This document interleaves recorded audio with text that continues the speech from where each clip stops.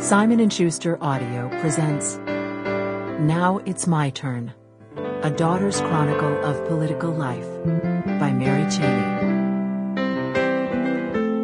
Read by the author.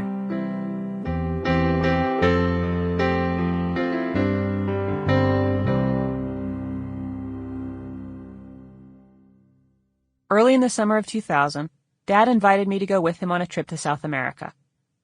We spent a week sitting in duck blinds in Argentina, hunting perdiz in Uruguay, and talking about typical father-daughter topics.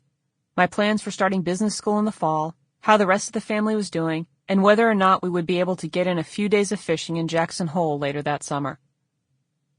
It wasn't until we were halfway into the flight home that he turned to me and asked, "What do you think about me running for vice president?" The question caught me so off guard that, at first, I thought he was kidding. After all, my dad had given every indication that he was done with politics. He and my mom were happily living in Dallas, Texas, where he was the CEO of Halliburton, a Fortune 500 company, and he was doing the kinds of things that former politicians do, like helping Governor George W. Bush, the presumptive Republican nominee for president, find a running mate. Besides, at first glance, my dad seemed like an odd choice for vice president. It had been 12 years since he last ran for office, and while he led an active and vigorous life, he had a history of heart disease. In addition, he was from Wyoming, a state with 3 of the safest, most dependable, most Republican electoral votes in the country. Nominating Dick Cheney to be vice president violated just about every piece of conventional political wisdom I could think of. Once the initial shock wore off, however, I realized that he wasn't joking.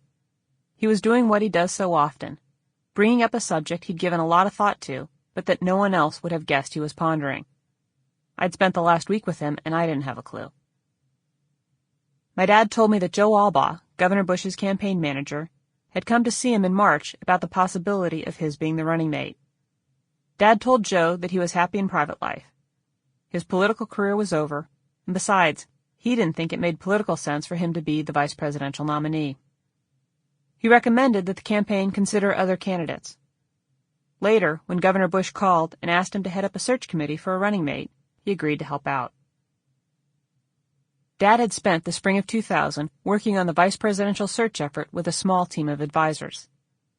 He'd also gotten better acquainted with George W. Bush, his character, and his ideas. He was impressed with everything the governor had accomplished during his time in Austin, and with his plans for the presidency. From the beginning, Governor Bush had made it clear that he wasn't just looking for a running mate who could help him get elected. He wanted a running mate who could help him govern. Sample complete. Ready to continue?